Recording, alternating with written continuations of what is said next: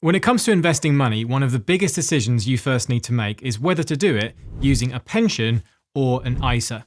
Now, both of these accounts let you save or invest your money, protect it from tax, and come with some other benefits. Now, since the latest budget that was delivered by Rachel Reeves in the House of Commons, I thought it would be good to go through an updated video on both of these types of accounts because there were some changes that I think could affect your decision. First up, ISAs and pensions are just different types of accounts, and each of them have more than one type of account inside of them.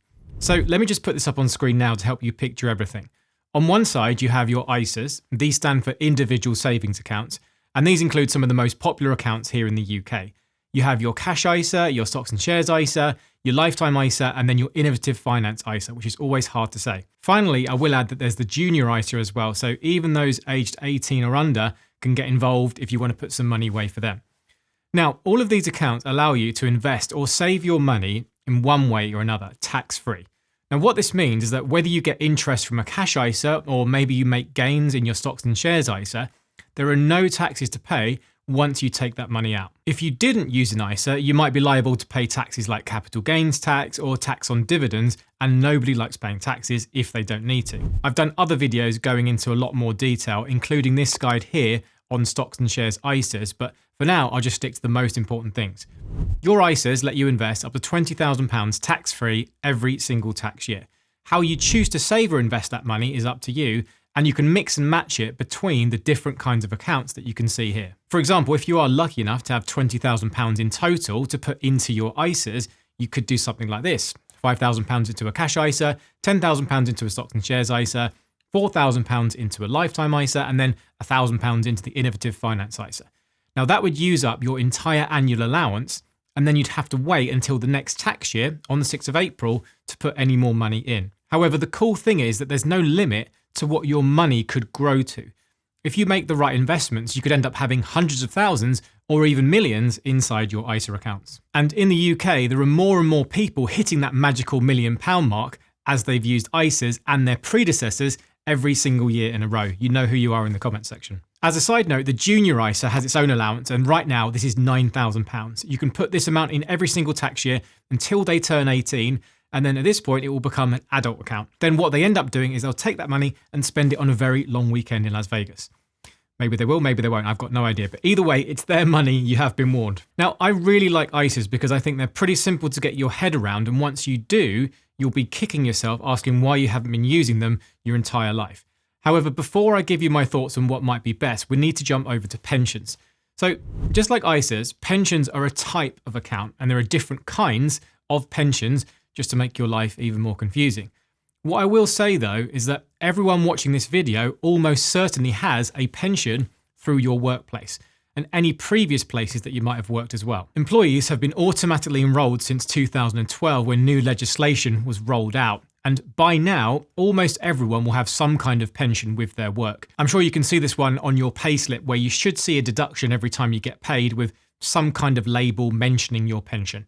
Anyway, the good news is that whether you know it or not, most of you are already investors and you're already using a pension, which is one of the most powerful investing things we have. Now, in terms of the types of account, there are three major types of pensions, and it's really important to understand the differences. You have a workplace pension, a private pension, and then we have the state pension. Now, I'm not going to cover the state pension in this video, but of course it does count technically as a pension. Now, in the workplace pension, there's a couple of different types, and this is where things can get really complicated and why pensions are just so misunderstood. I don't know everything here. I'm not a financial advisor, but I can still cover the high level stuff, and I think everyone needs to know these bits. So basically, from your employer, you've either got a defined benefit pension or you have a defined contribution pension.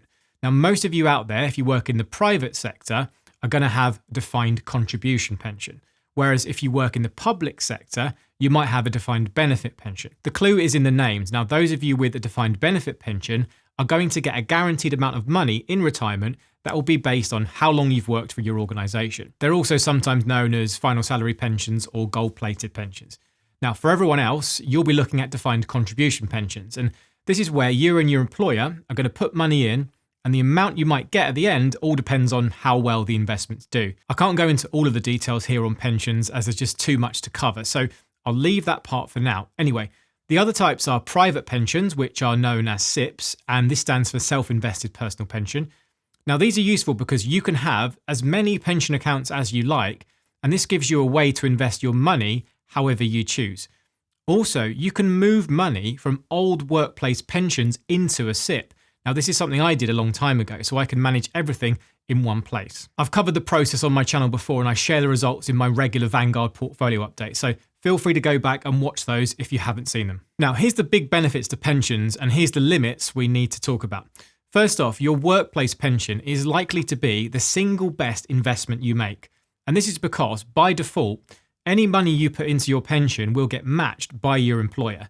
Now, secondly, there are major tax benefits, which I'll explain in a moment too. As an example, if you put in £40 to your pension in a single month, your employer must put in £30 as a minimum, and then there is an additional £10 that comes from tax relief. So you get £40 of benefit from putting in your £40, meaning that in total, you now have a pension that got £80 added for just £40 of cost from you. Without being a math genius, you can see that's 100% return on your money, and there is nowhere you can get a return like that unless someone is promising a get-rich-quick scheme.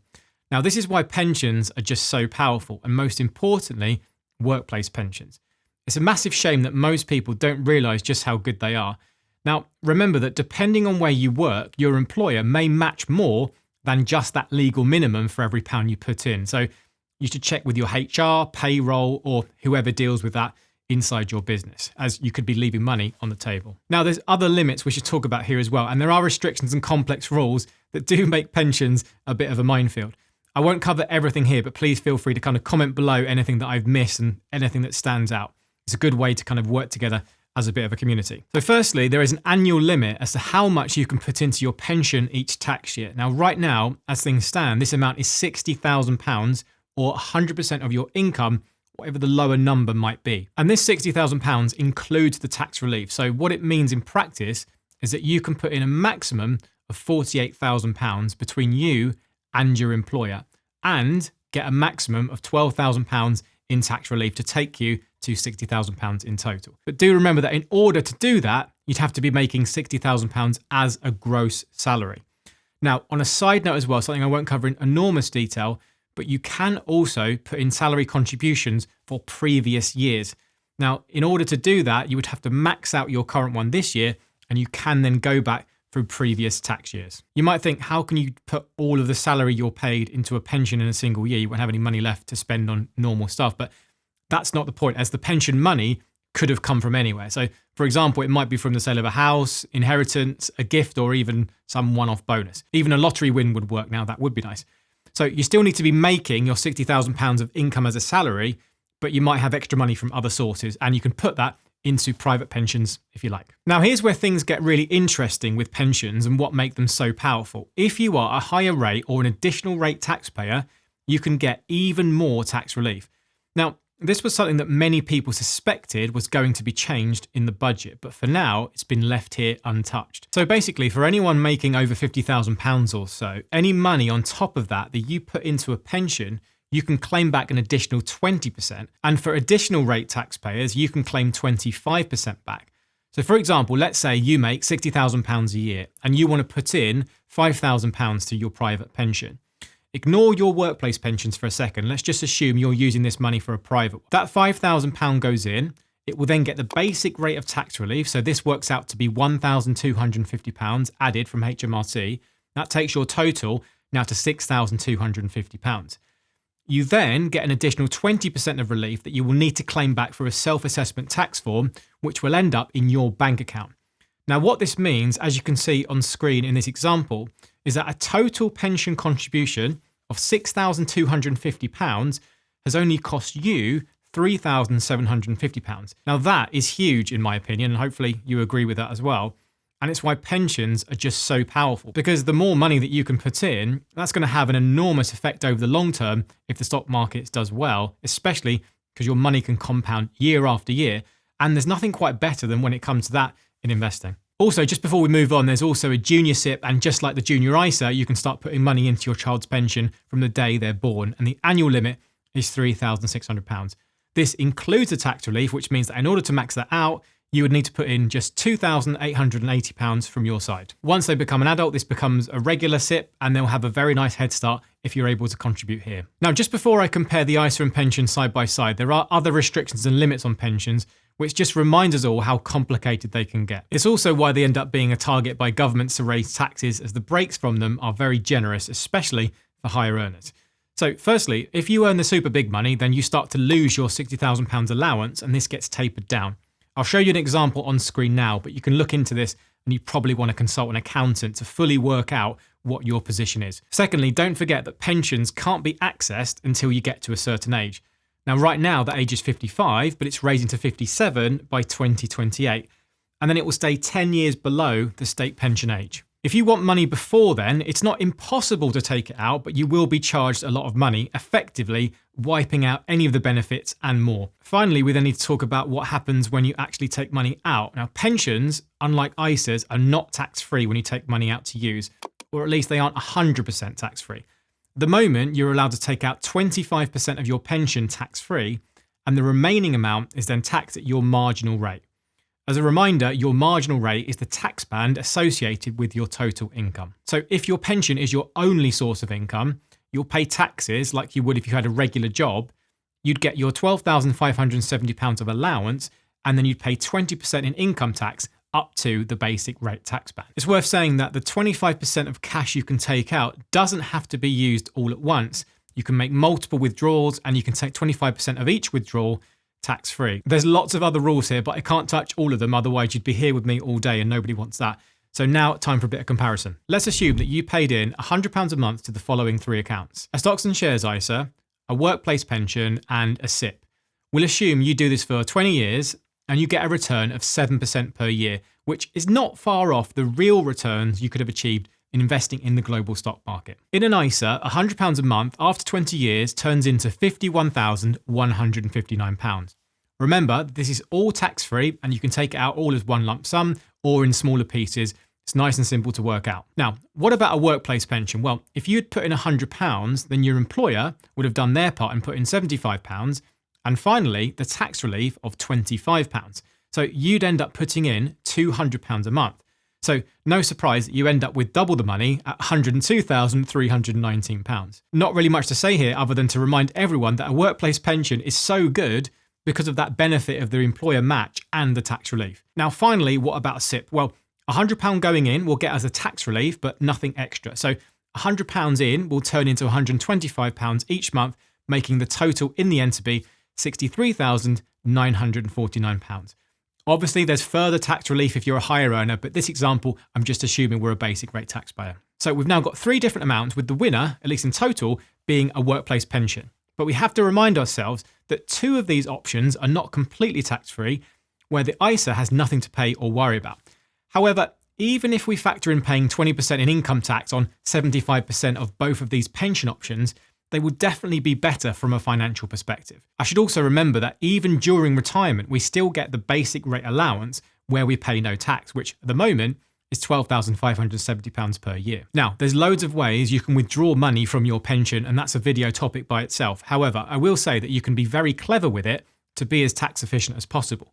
For example, let's say you did retire at 55 and you won't be getting your state pension for quite a long time. If you have no other income, you still get your basic tax-free allowance of £12,570 per year. So what you could do is use up as much of your taxable pension as possible to get you up to that first £12,570. And then if you want to add any more, you could always use the tax-free part and end up paying no tax at all. Now, there's loads of ways to do this, but it's a good reminder that it's not as simple as saying that a pension will cost you a certain percentage more in tax or anything like that. It all depends on how you take it. Now, let me just quickly cover this before I move on to a final side-by-side comparison for ISAs and pensions. In the latest budget, there were some new rule changes that will directly affect pensions, and also other rules which both directly and indirectly affected ISAs. On the ISA side, I did a video on this already. You can check that one out here if you've not already seen it. Now, for pensions, the biggest change was that private pensions will now be considered part of your estate when it comes to inheritance tax. Now, at the moment, pensions can be passed on, and you might either have to pay nothing or you might have to pay tax at your marginal rate. It depends on the age that the person dies at the moment who has the pension. Now, right now, This is set to come in from the start of the 2027 tax year, but it's important to say that the rules are in consultation at the moment and anything could happen or change until then. Once things are clearer, I can make a video going into the depths of the detail for people when I get my head around everything. For now, just know that you shouldn't assume that you can just pass on pensions without inheritance tax. Right, I know we've covered a lot in this video, and like I said, there's still a ton of detail left out. Now, that's for you to continue in the conversation in the comment section after the video. Now, let me just do a very quick side-by-side comparison of these two types of accounts. I've tried to put in the key factors which I think are worth noting, but what you value and what you think are important could be totally different to me. In short, I think both types of accounts are essential for you to use and learn the basics of if you want to be a successful investor and have any chance of making your money work for you. I think out of all of the individual types of ISAs and pensions, the single most important one for everyone to use is the workplace pension. Now, nothing else comes close when you consider the fact that you can double up your money because of the cash that goes into it from your employer at the same time that you put yours in. If you could only choose one, I think it would have to be that one, and almost everyone watching will already have one anyway. The key thing for me would be to put in as much as you can, but more importantly, make sure that you know what it's invested in. Now that is an entire video in itself. Now, outside of that, ISAs are also so powerful because they get to grow tax-free and they come out tax-free, as well as being super simple to use and very flexible. You don't have to worry about any age issues when taking money out, and there are way more providers for ISAs than pensions because they're a lot simpler to manage. ISAs are also a great way to save and invest and get yourself on the property ladder. Now, don't forget about the lifetime ISA, which can help you do this. And it's the only ISA that gets you an additional top-up from the government. So if you can put in £4,000 per year, which is the limit to the lifetime ISA, you can get £1,000 topped up. So that's a nice 25% boost. Now, I'm obviously a huge advocate for stocks and shares ISAs as a great way to help you get invested into the stock market with no taxes to pay. But I do also make sure to pay into my pension as well every month without fail. If you do want to open an ISA, I do leave the links in the description below and you'll find some offers to help you get started. There's free shares or free cash once you open an account and deposit. Do check the terms and conditions as always. Okay, the final point I wanted to make in this video is this. The rules for accounts like pensions and ISAs can change at any point, and all we can do is play by those rules. New governments and existing ones can make changes during any budget, and they almost certainly will keep changing the rules. I have no idea what rules might be changed in the future, and I have no idea if the way I invest now will be the best way moving forward. And honestly, nobody does. All I can say is that I'm going to use what's available to me now, try and be as tax efficient as possible, and then make sure I'm able to adapt if there are any major changes. If you're able to, in my opinion at least, you want to use whatever you can in order to support whatever your goals are. You might want to be saving for a house, you might want to retire early, or you might just want to put a bit more into your pension from your job. Just do what's right for you, and if you need any more help, please go back through my channel and you'll find a lot of useful videos covering all kinds of topics. Good luck and happy investing.